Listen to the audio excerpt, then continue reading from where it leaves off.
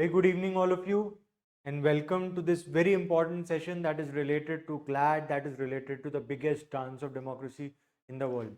Why I say the biggest? Of course, the biggest democracy in the world is India, but then there is the oldest democracy of the world. And then the oldest democracy is in the most powerful country of the world, that is United States of America. There's this quote which basically exemplifies why the election in US is so important. The election in US affects your life, if it affects my life, it affects our lives.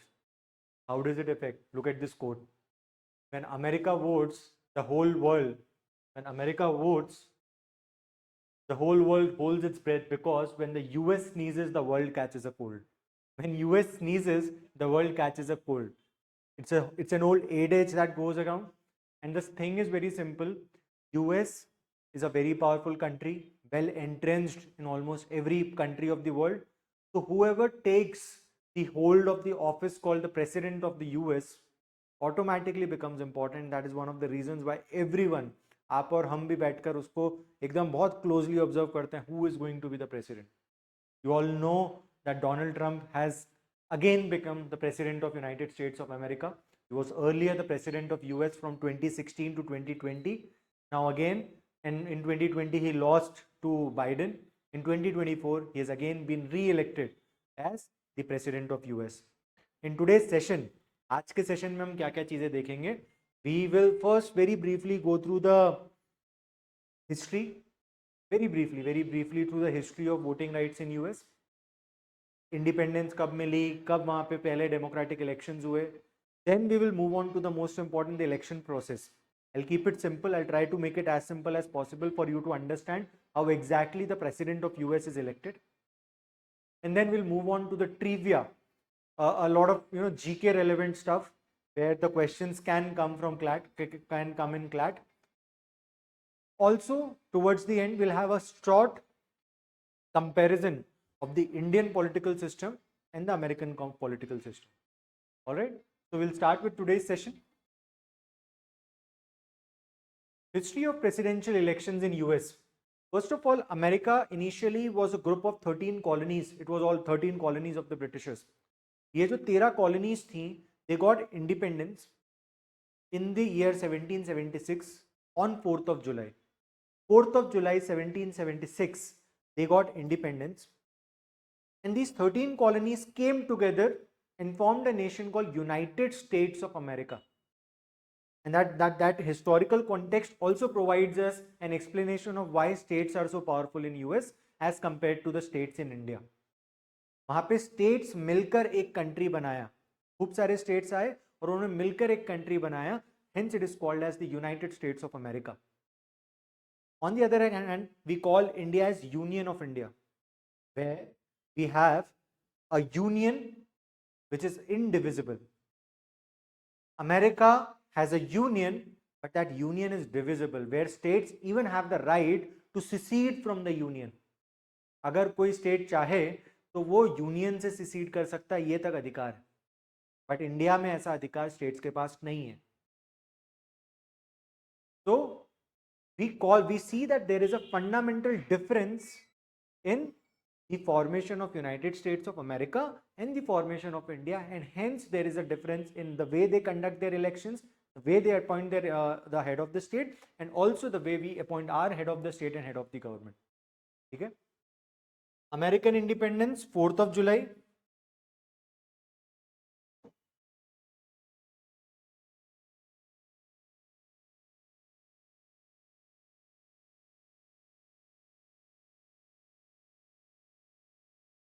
So American independence is 4th of July 1776. 1788-89 they have their first presidential election. In the first presidential election, the first US president was George Washington. I repeat, George Washington was the first American president. Thereafter, they chose something called electoral college system. Electoral college क्या होता है उसको मैं explain करूंगा. आप लोगों ने भी ये टर्म बहुत बार बार सुना होगा. What is this electoral college? I will explain it later. Electoral college system established in 1787 where electors vote for the president and the vice president. Then slowly and steadily they expanded the voting rights. First 1868 कैसे? सबसे पहले initially the voting rights were restricted to the male, propertied male. Then slowly and steadily that voting right was increased. What expanded? Women did not have voting rights in America till 1920. Women did not have voting rights in America since till 1919, 1920. India on day one gave voting rights to women. India को आज़ादी मिली 47 में, हमारा पहला election 1951-52 में हुआ, and the very first election women in India had the voting rights. But it took America more than 120 years to acknowledge that women can also have voting rights. 1868 एक amendment हुआ constitution में, it granted citizenship and thus the voting rights to all the born और naturalized in the US. 1868 एक context है, वहां US में civil Wars चल रहे हैं, स्लेव्स को whether they should be considered as slaves और whether they should be considered as citizens, एक बहुत उसके अराउंड एक बहुत बड़ी डिबेट चली, खूब सारे कॉन्फ्लिक्ट भी हुए सदर्न स्टेट्स का नॉर्दर्न स्टेट्स के साथ. All these things were happening at that time in the US.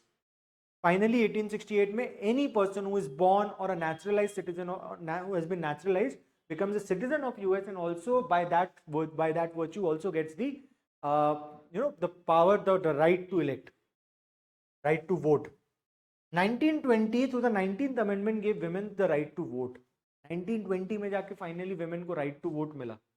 1965 में हम देखो जो ब्लैक्स और अफ्रीकन अमेरिकन थे उनको एक तरह से on papers they were given right to vote in 1868, but southern states जो थे अमेरिका के, जहां पर the discrimination was a bit more than the other states, इन दो states there were various ways in which through which the blacks were made sure that they are not allowed to vote.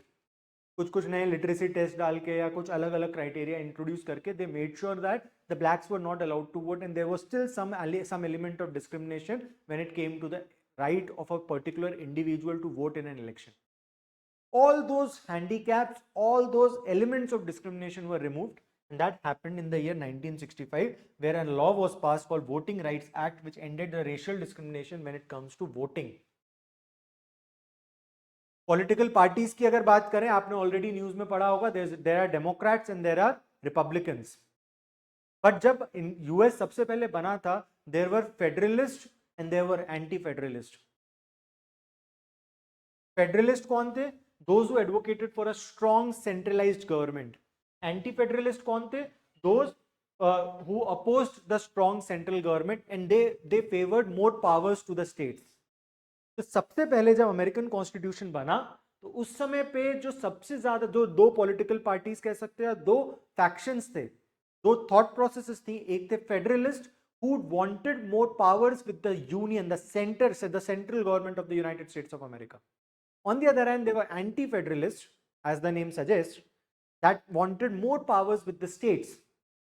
अब इन दोनों के बीच में debate थी. Anti federalist, ultimately हमें पता है यूनाइटेड स्टेट्स ऑफ अमेरिका में states have significantly more power than any other country in the world. And these states, so anti federalist एक तरह से उनका जो नैरेटिव था that was pushed. Now this anti federalist के अंदर ही there were Democrats and Republicans. पहली आइडियोलॉजिकली कहां पर वो लोग कॉमन थे? आइडियोलॉजिकली वो लोग एक जगह पे कॉमन थे, that the state should have more powers. Once that debate was settled, their internal divisions came forward. अब फेडरलिस्ट की इंपॉर्टेंस खत्म होती गई धीरे धीरे, that political party itself decline because उसकी इंपॉर्टेंस ही खत्म हो गई. अब जो डेमोक्रेट्स और रिपब्लिकन्स थे within the anti federalist, they started having their own political parties, hence we came to something called Democrats and Republicans.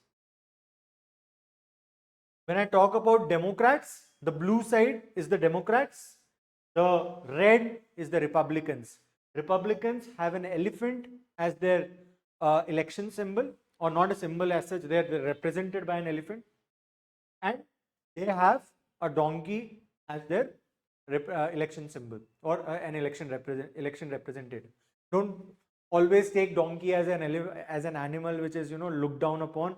Donkey is also known for a lot of virtues, like donkey is a hardworking animal, all those things. There is altogether a different political context behind it. We do not have to go into it. एक cartoonist हुआ करते थे, he started making some cartoons and then he started describing these two sets of political parties in a certain way. Republicans as elephants and Democrats as donkeys over a period of time. That became regularized and everyone accepted it. Now, the most important part of this entire lecture, entire session, where I know you will have a lot of questions to ask. How exactly the process of election is conducted in US? There are some terms called primaries and caucuses. Then there is a national convention. Then after the national convention, there is election campaigning, then election result, and then finally the announcement of the president and the vice president's name. And then there is a day that is called as the inauguration day, the day when the president enters into the office. अब US में क्या होता है उसको ध्यान से सुनना. सबसे पहले डेमोक्रेट्स और रिपब्लिकन्स हैं, दो पॉलिटिकल पार्टीज जानना सबसे पहले इंपॉर्टेंट है. One is Democrat represented by the colour blue, Republicans represented by the colour red. R से आर याद रखना. Republicans represented by the color red and Democrats represented by the color blue. Now what happens is different states have different processes. We are not going to go into the intricacies of it, but there are primaries and there are caucuses. In some states they have this called primaries, primary elections at the primaries, and there are some states where they have something called caucuses. The purpose of the primaries and the purpose of the caucuses, and sab apna, Democrats have their own primaries and caucuses, Republicans will have their own primaries and caucuses. Ultimately, the purpose is Democrats and the Republicans, they're trying to arrive to their internal elections, through their internal voting mechanism, they're trying to arrive at a name. Who will be the representative? Who will be the president and the vice presidential candidate for Democrats? Who will be the presidential and the vice presidential candidate for the Republicans? Who are going to be the face of these two political parties in the upcoming election? That is done through the primaries and the caucuses. I repeat, primaries and the caucuses का function है कि Democrats और Republicans के presidential और vice presidential candidates कौन होंगे, उसके लिए एक basic ground level पे एक election होता है जो कि respective political parties अपने अपने तरीके से करवाती हैं. Then what happens next? There is a big event called as the National Convention. This National Convention is where the Republicans and the Democrats announce or declare. Primaries हो गए, primaries में से कुछ इलेक्टर्स थे, वो इलेक्टर्स वापस से national convention पे मिलते हैं, वो फाइनली वो नाम को सामने रखते हैं. And the national convention is the place, is the point where the names of the presidential and the vice presidential candidate for both the political parties is announced. दोनों अपना अलग अलग इवेंट कराते हैं और अपने अपने प्रेसिडेंशियल वाइस प्रेसिडेंशियल कैंडिडेट्स को अनाउंस करते हैं to the entire country and to the world. What happens after national election? This is an old photograph where, of a national convention where Obama was finally, chosen as the Democrats face for the presidential election way back in 2008. Then comes the general election campaign. Now campaign season, what happens? Convention हो गया, आपके election candidates आपके declare हो गए कि who is the president, vice presidential face for your respective political parties. After the convention, the nominees campaign nationwide, focusing on the swing states. I'll come to what is a swing state or a battleground state, where the vote could go either way. Candidates participate in debates, give speeches, and advertise to win voters. अब swing states का क्या concept है, इसको हम यहाँ पे थोड़ा सा hold करते हैं, मैं आगे बताऊंगा swing states का purpose क्या है. Then comes the election day. Election day उन्होंने कैसे चूज किया? First Tuesday after the first Monday in November. November में first Tuesday after the first Monday, you'll say Monday के बाद तो Tuesday आता है. But what if the first November itself is a Tuesday? All right. So first Tuesday after the first Monday of November, जो इस month में कौन सी date थी? That was 5th of November, which was a Tuesday after the first Monday of that particular month. तो उस दिन elections होते हैं. Voters in each state cast their ballots for president and the vice president. However, they are not actually voting. They are actually voting for a slate of electors pledged to their chosen candidate. अब क्या होता है? Voter. अब मैं आऊंगा अभी erectile college पे. अब क्या, as a voter I go there, there is a slate of electors I choose. Suppose I have chosen a slate of electors. This slate of electors are predominantly Democrats. तो उस state में अगर predominantly Democrats उस slate of electors में आए हैं तो वो पूरे के पूरे वोट्स डेमोक्रेट्स की तरफ चले जाते हैं. समझना इसको.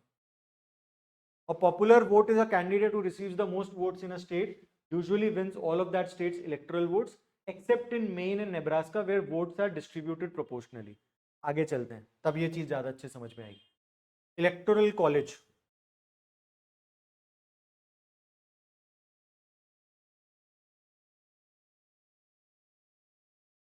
look at this map में largely this particular territory and this territory, it was not yet decided. बाकी अगर आप देखो, it's either blue or red. It's either blue or red, but there is one territory which shows blue within red, and there's another territory which shows red within blue. These two territories are, this is Maine and this is Nebraska. There's a state called Maine and there's a state called Nebraska. Now, Maine and Nebraska are two states which have proportional representation when it comes to the electoral college. Rest all the states are either blue or red. So majority of the states are either red or blue. अब क्या किया हुआ है US elections के अंदर, there are total 538 seats, 538 electoral college votes. 538 के number पे कैसे आए? यूएस के बाइकैमरल लेजिस्लेचर को सबसे पहले समझते हैं. यूएस के बाइकैमरल लेजिस्लेचर को हम बोल रहे हैं Congress. Every state has a congressional delegate. Congress के दो पार्ट्स हैं, एक है हाउस ऑफ रिप्रेजेंटेटिव और दूसरा है सेनेट. यूएस कांग्रेस के दो पार्ट्स हैं, एक है हाउस ऑफ रिप्रेजेंटेटिव्स, दूसरा है सेनेट. सेनेट में there are total of 100 members. 50 states हैं यूएस के. यूएस के कितने स्टेट्स हैं? 50 स्टेट्स हैं यूएस के. 50 स्टेट में हर एक के दो मेंबर्स हैं, चाहे वो स्टेट छोटा हो, चाहे वो स्टेट बहुत बड़ा हो, चाहे वो स्टेट की पॉपुलेशन बहुत कम हो, चाहे वो स्टेट की पॉपुलेशन बहुत ज्यादा हो. Every state has been given 2 representatives, that is through 2 senators from each state. So you get 50 into 2, 100 senators. तो यूएस कांग्रेस में एक तरफ सेनेट था, तो सेनेट में 100 सीट्स हो गई. दूसरी तरफ हाउस ऑफ रिप्रेजेंटेटिव्स है जिसमें 435 सीट्स कुछ होती हैं. There are 3 more seats in the electoral college votes जहां ये डिस्ट्रिक्ट ऑफ कोलंबिया आता है, where the Washington DC is based. उस पे आएंगे बाद. So 538 is the number, the actual number, total number of electoral college votes. उस 538 में से 100 are Senate votes, senators हो गए वो.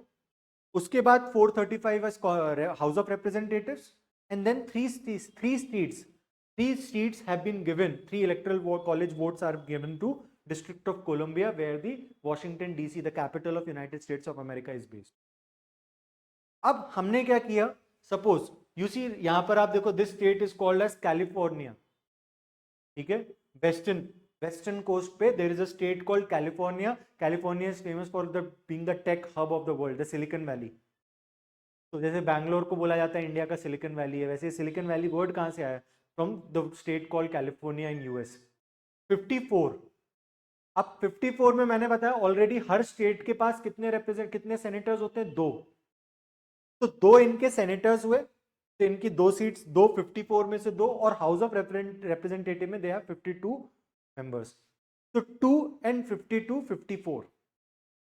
ठीक है, तो that is how they get electoral college votes. अब क्या होता है, इस वाले स्टेट में वोटिंग हुई.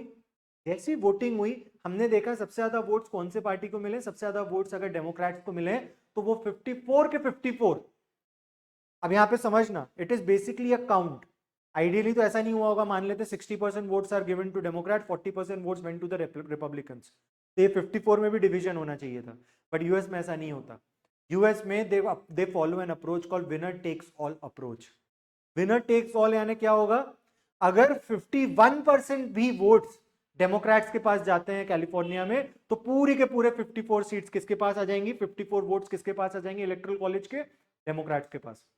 अगर वही चीज उल्टा होता, अगर ये 54 की जगह ये 50% से ज्यादा वोट्स अगर रिपब्लिकन्स को मिले होते, तो ये 54 के 54 सीट्स पूरे रिपब्लिकन्स के पास चले जाते. बट इस केस में हमें दिख रहा है this has gone completely to Democrats, and traditionally it's one of the blue belt countries where Democrats ही जीतते आए. वैसी एक स्टेट है, यहां दिख रहा होगा आपको 40 इलेक्टोरल कॉलेज वोट्स, टेक्सास. तो 2 तो सेनेटर्स हो गए, बाकी की 38 उनके हाउस ऑफ रिप्रेजेंटेटिव, यानी ऐसे करके हमने निकाला इलेक्टोरल कॉलेज वोट्स कितने होंगे टेक्सास के? 40. अब फिर टेक्सास में इलेक्शन होंगे, रिपब्लिकन्स को कितने वोट मिले, डेमोक्रेट्स को कितने वोट मिले. अब और इस केस में हमें दिख रहा है it is red, complete red. तो फिर वहां पे वो क्या करेंगे, 40 में से, अब 40 में से कुछ वोट्स रिपब्लिकन्स को मिले होंगे. ऐसा कभी नहीं होगा कि सारे के सारे वोट्स रिपब्लिकन्स को या सारे के सारे डेमोक्रेट्स को चले गए, किसी स्टेट में ऐसा नहीं होता. लेकिन इनका जो इलेक्शन प्रोसेस है उसमें ऐसा होता है कि पहले तो इलेक्शन होते हैं, फिर ये देखा जाता है किसके पास ज्यादा वोट्स हैं. और जिसके पास ज्यादा वोट्स होते हैं उस स्टेट का पूरा इलेक्टोरल कॉलेज वोट उस पर्टिकुलर पार्टी के पास चला जाता है। जैसे टेक्सास में रिपब्लिकन्स के पास ज्यादा वोट्स थे, तो टेक्सास के ज्यादा वोट्स, ऐसा नहीं कि सारे वोट्स थे, ज्यादा votes were given to Republican party and hence the 40 allotted. सबका अपना कोटा है, अलग अलग स्टेट का अपना कोटा है, ये स्टेट का 6 है, इसका 8 है, इसका 12 है, इसका 4 है, इसका 5 10 ऐसे so on and so fourth. तो इस पर्टिकुलर स्टेट के 40 इलेक्टोरल कॉलेज वोट्स थे, 40 में के 40 electoral college votes, because majority of the votes went to the Republicans, hence the 40 of the 40 electoral college votes will be counted in the favour of Republicans. ऐसे ही सारे states के साथ चलते हैं। इसके 54 है, अगर वहां डेमोक्रेट जीत गया तो पूरे के पूरे 54 डेमोक्रेट को मिल जाएंगे, यानी ये स्टेट किसने जीत लिया? डेमोक्रेट ने जीत लिया। वैसे ही, और बड़ा स्टेट है California, is a big state, क्योंकि इस एक स्टेट को जीतते ही आपके पास 54 वोट्स आते हैं। आप ये स्टेट जीतोगे तो आपको 10 ही वोट आएंगे, आप ये वाला जीतोगे तो आपको 3 ही वोट आएंगे, ठीक है। वैसे ही ये 40 रिपब्लिकन्स ने ये स्टेट जीत लिया, सीधे 40 सीट्स आ गए, 40 इलेक्टोरल कॉलेज वोट्स आ गए, ठीक है। तो this is how the electoral college, this is electoral college. Electoral college का मतलब ये है कि आप वोट करते हो अपने स्टेट के अंदर, उस स्टेट में आप बताते हो कि डेमोक्रेट या रिपब्लिकन्स, और फिर वो पूरे के पूरे स्टेट में देखा जाता है कौन ज्यादा वोट के साथ है, और उस स्टेट का जो भी कोटा बनता है, कि मान लो स्टेट का 40 का कोटा है या 40 का उनका इलेक्टोरल कॉलेज वोट है, तो वो पूरे के पूरे 40 votes will go in favour of the Republicans, पूरे के पूरे 54 go in the favour of the Democrats, पूरे के पूरे 3 votes will go in to the favour of that respective political party. तो ये इस तरह का कुछ वहां पे बनता है। वापस पीछे की तरफ चलते हैं। अब यहाँ पे इंपॉर्टेंट समझना पड़ेगा, पहले जल्दी से इलेक्टोरल कॉलेज देख लेते हैं। The US use an electoral college system instead of a direct popular vote. कैसे काम करता है, ध्यान से सुनना। Each state is allocated a number of electors equal to its total number of senators and representatives in Congress. हर state को कुछ इलेक्टर्स दिए गए या कुछ इलेक्टोरल वोट्स दिए गए, और वो कितने हैं?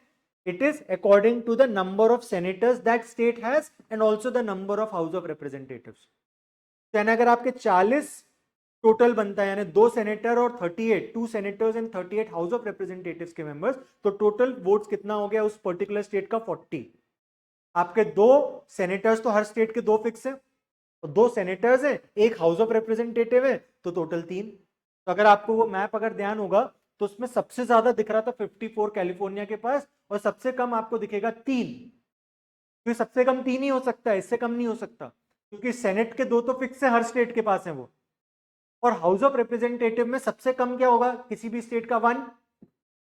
तो 2 सेनेटर, एक हाउस ऑफ रिप्रेजेंटेटिव का डेलीगेट, दोनों मिलाया 3, इनको मिलाया तो मिनिमम 3 है कुछ स्टेट्स के, जिनकी पॉपुलेशन कम है, उनको इससे ज्यादा रिप्रेजेंटेशन की जरूरत नहीं। देन कम्स, देखो, तो each state is allocated a number of electors. California 54, Texas 40, equal to its total number of senators and representatives in Congress. This means larger states have more elected electoral votes.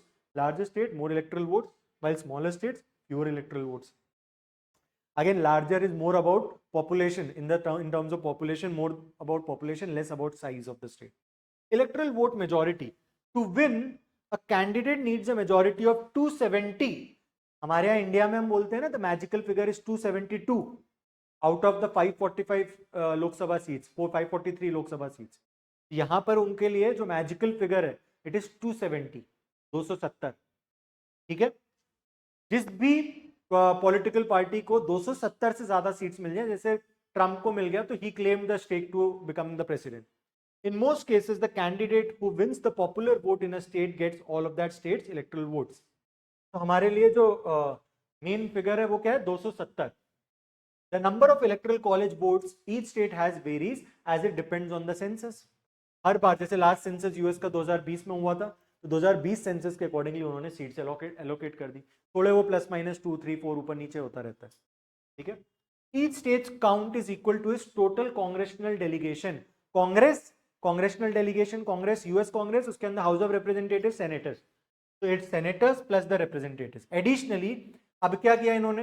100 senator हो गए, 435, 435 आपके house of representative के members हो गए, तो 435 plus 100 is 535, but actual number is 38, 538। ये 3 कहां से आए? ध्यान से देखो इधर, While the District of Columbia, Washington DC is not a state. District of Columbia is not a state. It receives 3 electoral college votes. उसको क्या मिलता है? 3 electoral college votes मिलते हैं. The total number of votes is 538, comprising 100 senators, 435 representatives from the House of Representatives, and 3 for the DC, that is Washington DC. ठीक है, तो Washington DC again it's not part of any state because it host the capital of the country, तो किसी state के अंदर नहीं आता, but वहां भी कुछ लोग रहते हैं, उनका भी रिप्रेजेंटेशन जरूरी है.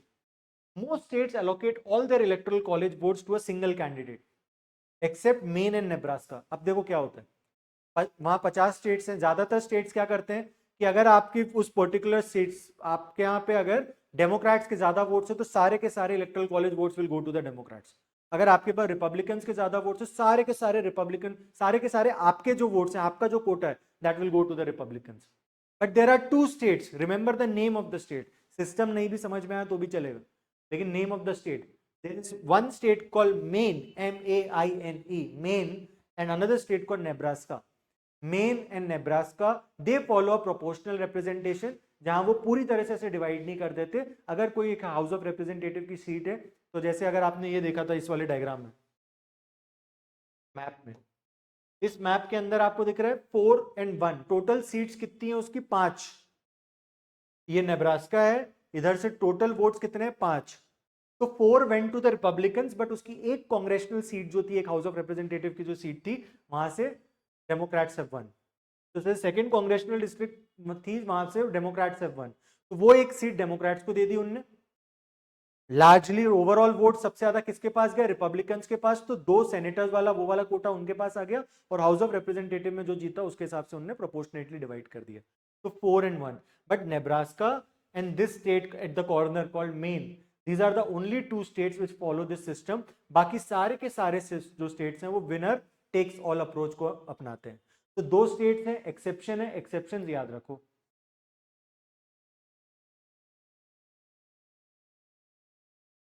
अब आते हैं वापस इलेक्टोरल कॉलेज. तो ये वाला पार्ट हमने देख लिया. कुछ टर्मिनोलॉजीज हैं, फेथलेस इलेक्टर्स. अब क्या होता है? कुछ नहीं, अभी अब आपने क्या किया, हर स्टेट में से 40 इलेक्टर्स हो गए. बेसिकली उस स्टेट का कोटा है 40.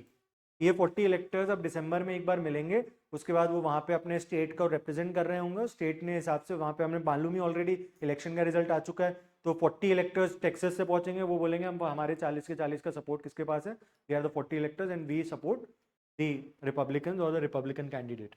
ठीक है, बट उसमें कई बार होता है कुछ इलेक्टर्स होते हैं वो यहाँ से जाते हैं, वहाँ जाके कुछ और वोट डाल के आ जाते हैं, तो वो faithless electors. But again faithless electors बहुत मेजर इशू नहीं है. Next, red state. Red state typically votes Republican. Texas is a red state. That basically means Texas typically votes for Republicans. Blue state tends to vote for the Democrats. There are blue states which tends to vote for the Democrats. तो tends to vote for the Democrats यानी वो Democrats के पास ही उनका vote जाता है, historically देखते आ रहे हैं, तो उसको बोल देंगे ब्लू स्टेट. जैसे हमने अभी देखा ना, California is historically been a blue state. तो कैलिफोर्निया का वोट हर बार जाता डेमोक्रेट्स के फेवर में ही है, इसलिए डेमोक्रेट्स वहां पे बहुत ज्यादा कैंपेनिंग भी नहीं करते. टेक्सास का वोट मोस्टली जाता है रिपब्लिकन्स के पास. अब जब मालूम है आपको कि रिपब्लिकन्स के पास ही जाना है, कितनी भी कैंपेनिंग कर लो कुछ नहीं होने वाला. और अब जैसे टेक्सास है, रिपब्लिकन्स को मालूम है कि कैंपेन करो या ना करो हम ही वोट डालने वाले. डेमोक्रेट्स को पता है कैंपेन करो या ना करो ये रिपब्लिकन्स को ही वोट डालने वाले. Same goes with California. California के अंदर डेमोक्रेट्स को मालूम है कि कैंपेनिंग हो या ना हो, they are going to vote for Democrats. Republicans को भी मालूम है कि हम वहां कितनी भी कैंपेनिंग कर लें, कितना भी पैसा वहां पे डाल दें, वो हमेशा जाके वोट किसको करके आएंगे? डेमोक्रेट्स को ही. Majority of them are going to vote for the Democrats, hence we are not going to win that state. That state is a blue state, this state is a red state. तो US में अगर आप देखोगे ना, तो ज्यादातर states को उन्होंने डिवाइड कर रखा है either as a blue state और as a red state. Many of the states are blue states, they always vote for Democrats. Many of the states are red states, they always vote for the Republicans. तो ऐसे states election का outcome decide नहीं करते, क्योंकि इधर का outcome मोर और less decided है, पहले से डिसाइडेड है, और वो उनको भी मालूम है. That is where the importance of swing states come. Swing क्या होता है? Swing, it goes one side, then it goes the other side, then it again comes back to other side. तो ये जो स्विंग स्टेट्स हैं, जिनको बोला जाता है बैटल ग्राउंड स्टेट्स, ये है एक्चुअल स्टेट जहां जम के कैंपेनिंग होती है, रिपब्लिकन्स भी अपनी ताकत लगाते हैं, डेमोक्रेट्स भी अपनी ताकत लगाते हैं। क्यों? क्योंकि उन्हें पता है ये वो स्टेट्स हैं जहाँ के इलेक्शन है, जहाँ के रिजल्ट स्विंग कर सकते हैं। It can go either way. इसलिए जब ये चुनाव भी हो रहा था, इलेक्शन तो होगा, हर जगह होगा, इलेक्शन के शुरुआत में पता होता है कि कैलिफोर्निया तो डेमोक्रेट्स के पास जाने वाला है, टेक्सास तो रिपब्लिकन्स के पास जाने वाला है, हिस्टोरिकली ऐसे ही रहा है। But then there are 7 states which were called as the swing states or the battleground states. Swing state या बैटल ग्राउंड स्टेट, अब जल्दी से जो मैंने बोला उसको पढ़ भी लेते हैं। स्विंग स्टेट्स और the battleground states are where campaigns invest the most effort and funding, सबसे ज्यादा एफर्ट, सबसे ज्यादा फंडिंग वहीं पे जाती है। सीकिंग टू स्वे अनडिसाइडेड और persuadable voters. This election 7 swing states accounting for 93 electoral college votes, more than 1/3 of what is needed to win, are कौन कौन से थे? अब देखो वहां पे कौन से स्विंग स्टेट्स हैं, उनके नाम दे रखे हैं, Arizona, Georgia, Michigan, Nevada, North Carolina, Pennsylvania and Wisconsin. ठीक है, just go through this list once. इसमें से सवाल तो बहुत चांसेस नहीं है कि उतना आएगा, बट जस्ट इन केस आ जाए तो ये नाम 5 6 7 जो नाम है ये पढ़ लेना एक बार। अब ये जो 7 स्टेट्स हैं इसमें फर्दर एक वो टर्म यूज किया जाता है, रस्ट बेल्ट। लोहे पे रस्ट लग जाती है, rust belt and the sun belt. Rust belt क्या है? Economically defined region in the north eastern Midwest of the US, where traditional industries like manufacturing have declined, with 3 swing states in the region, Pennsylvania, Michigan and Wisconsin. Rust Belt is strategically important in US elections. एक rust belt है और एक सन belt है, देखते हैं map पे बताता हूं मैं। Look at this very carefully.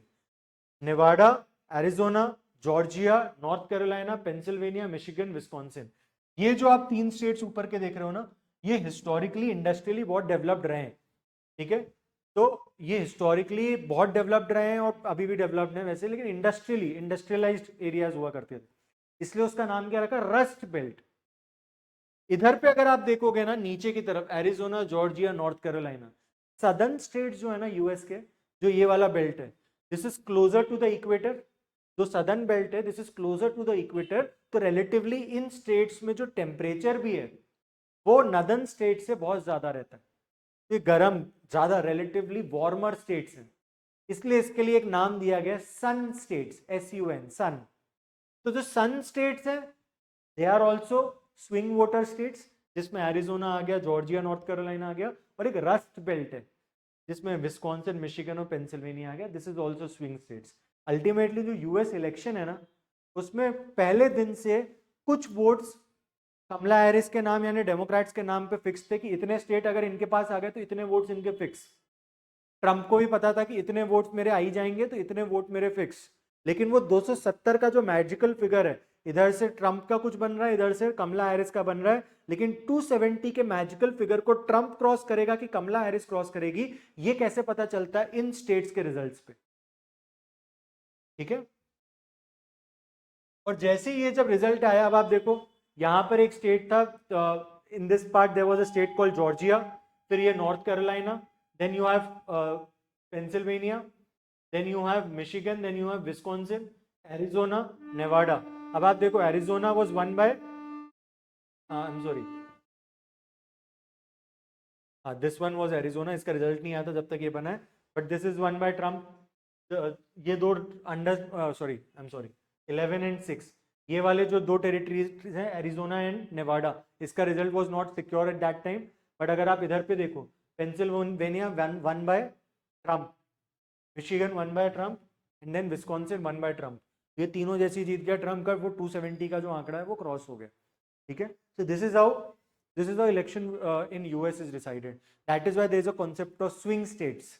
India में अगर आप देखो तो हमारे यहाँ स्विंग वोटर्स, हमारे यहाँ तो पहली बात तो पूरा सिस्टम बहुत अलग है, लेकिन यहाँ पे क्या स्विंग वोटर्स हैं, वहाँ पे स्विंग स्टेट्स हैं। वो स्टेट्स पूरा का पूरा, क्योंकि स्टेट्स का पूरा कोटा ही एक तरफ चला जाता है अगर आपकी वोटिंग में एक पर्टिकुलर पॉलिटिकल पार्टी जीतती है तो इसलिए स्विंग स्टेट्स टर्म यूज करते हैं।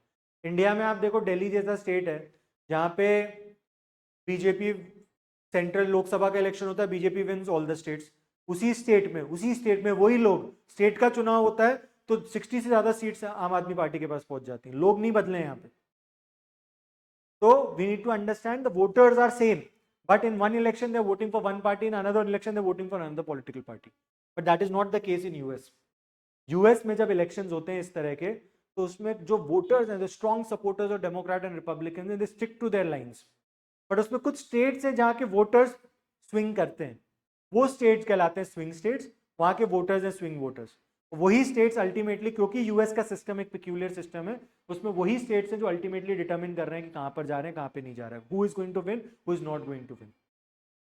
ठीक, चलो, तो मैंने बता दिया sun belt, rust belt. I will share this PPT on the Telegram group today itself. Finally, everything happened.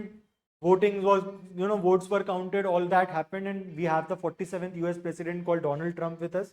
Donald Trump is the 47th US president. Also, Donald Trump is the oldest US president when he got elected. US की पूरी history में जब 2016 में Trump president बना था, तब भी he was the oldest president पूरी हिस्ट्री में। Joe Biden became in 2020, Joe Biden broke the record of Trump. Joe Biden became the oldest president. Now Trump has again won. Trump has broken his own record and Biden's record. He is now the oldest president ever elected. 78 years से ज्यादा।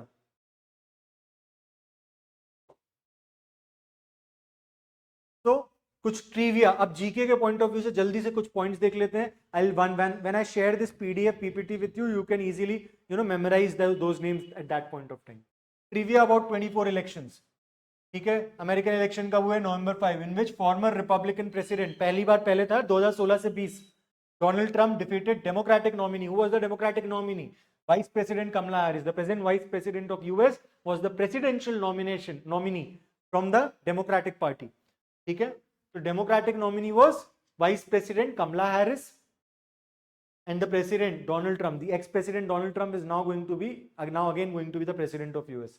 Trump, who lost this bid for re-election in 2020, 2020 में हारे थे, to the Democrat Joe Biden से हारे थे, will become the first president since Grover Cleveland to win 2 non-consecutive terms.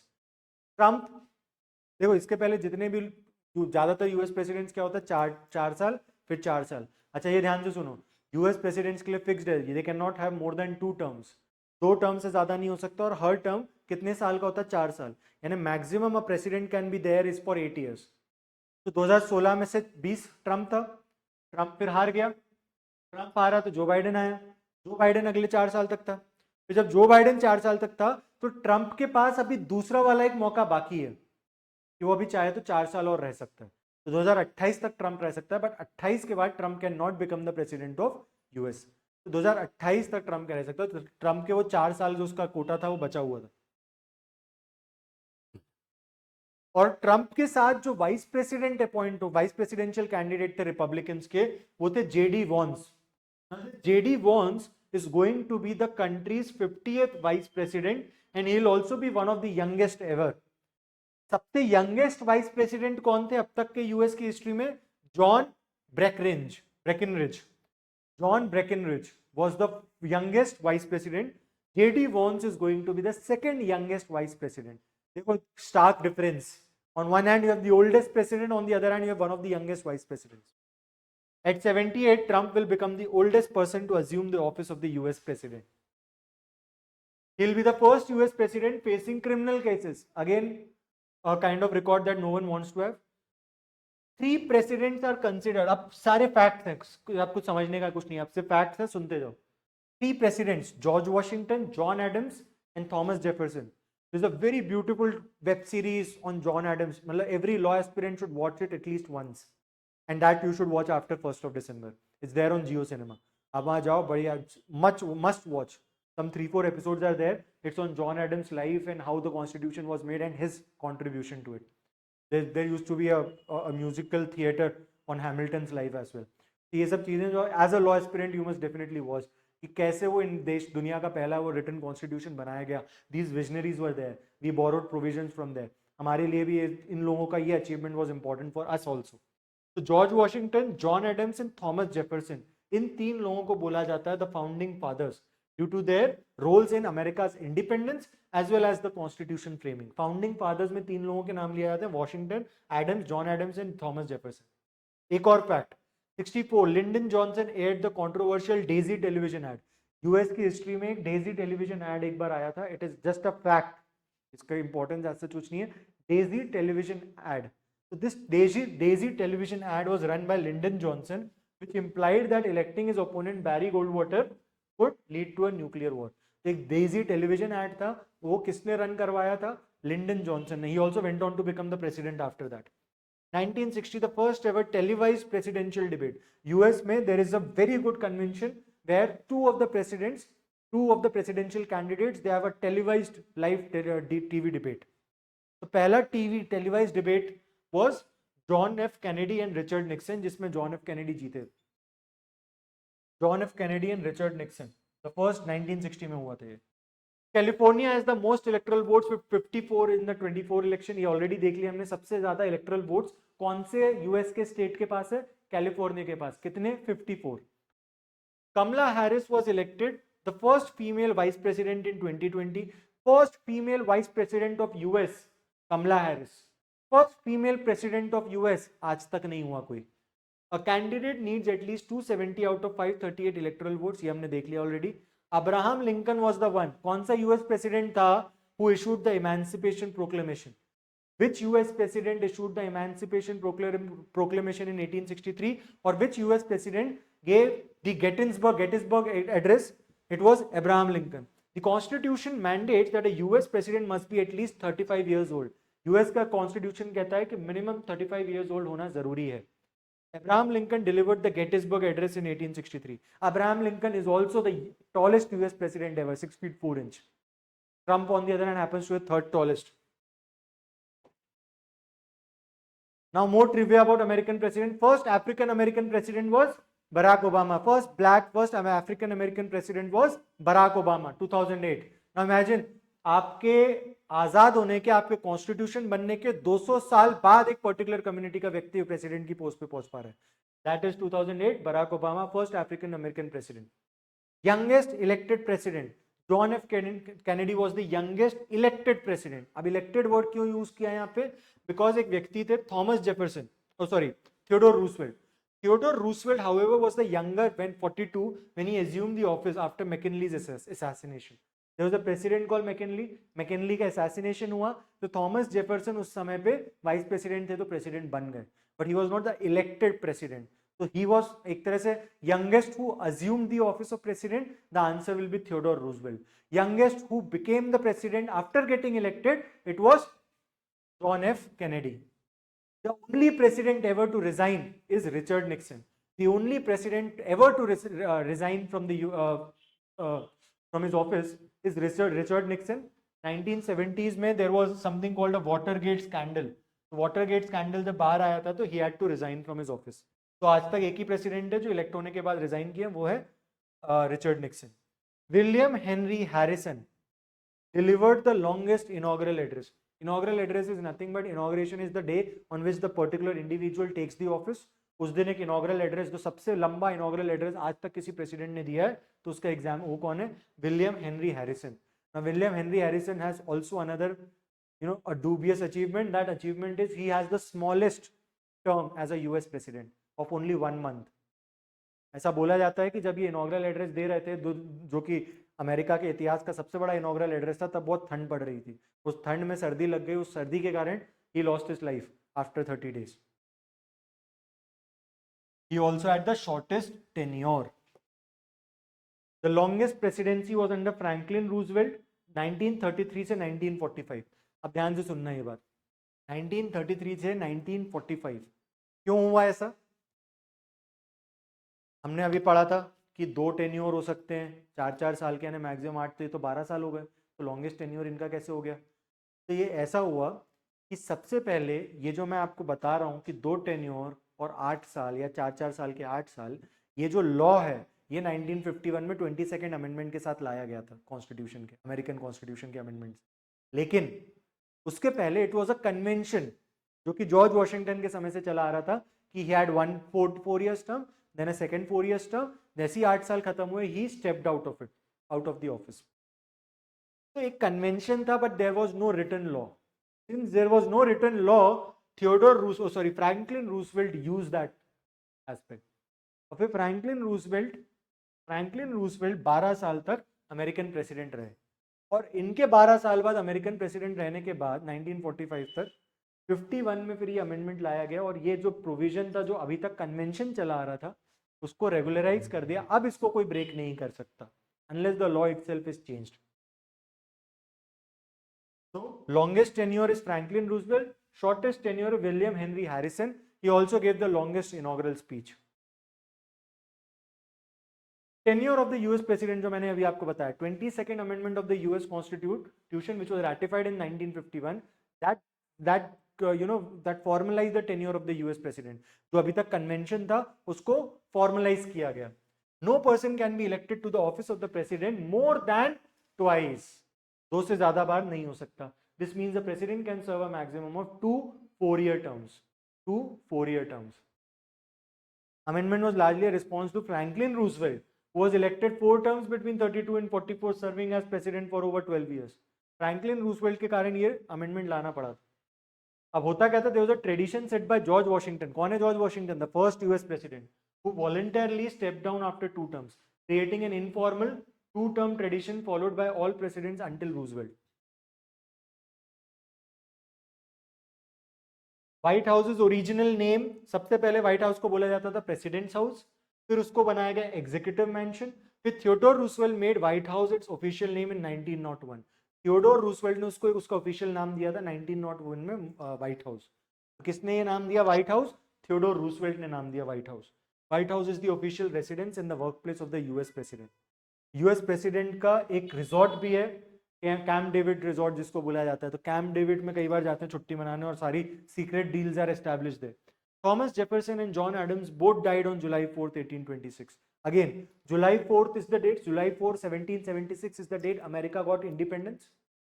और उसके 50 years बाद July 4th, 1826 को two people died. Thomas Jefferson and John Adams both died on the same day. And two of them, अभी हमने देखे थे 3 founding fathers. उसमें John Adams, Thomas Jefferson और जॉर्ज वॉशिंगटन था. उन 3 में से 2 लोग 50 years after the independence. Big coincidence. George Washington is the only president who was unanimously elected. पहले president थे, unanimously elect हो गए थे क्योंकि कोई opposition में था ही नहीं. He received all the electoral votes in both 1789 as well as in 92. अच्छा, जो व्हाइट हाउस जिसको हम बोलते हैं, जो थियोडोर रूजवेल्ट ने नाम दिया था, वो बिल्डिंग पहले से है और उसमें पहला व्यक्ति जो अंदर घुसा था एज अ प्रेसिडेंट वो थे John Adams. John Adams was the first US president to have entered into the White House as the US president. तब तक वो अंडर कंस्ट्रक्शन था.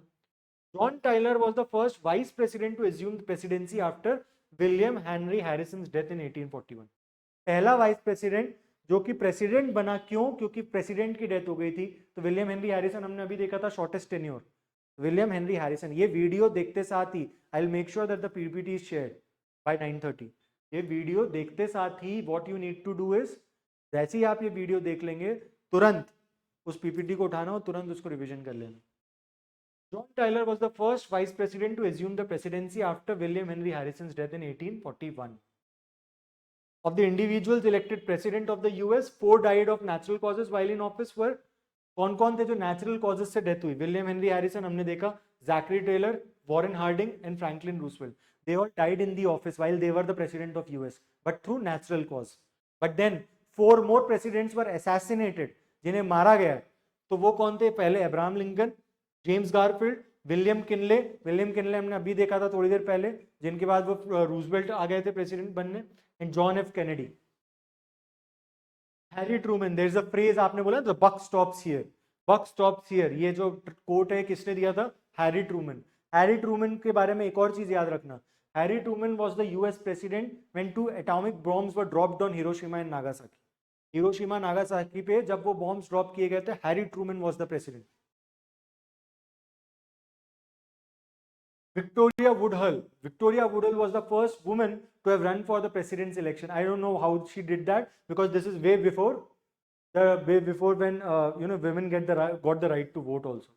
Martin Van Buren was the first president born after the United States declared independence, making him the first natural born citizen as a president. अब देखो, George Washington, Thomas Adams, John Adams, Thomas Jefferson, ये सब president रहे, but ये सारे के सारे लोग यूएस की आजादी से पहले पैदा हुए थे. ठीक है, यूएस की आजादी के बाद पैदा होने वाला व्यक्ति और फिर जो who went on to become the president of US was Martin Van Buren. William Howard Taft is the only president of US who later served as the Chief Justice of Supreme Court, who was appointed by President Harding in 1921. एक ऐसा US president जो बाद में जाके chief justice भी बन गए, वो कौन थे? William Howard Taft. John Breckinridge became vice president at just 36. The youngest VP हमने देखा. अब सेकेंड यंगेस्ट कौन बनने जा रहे हैं? JD once.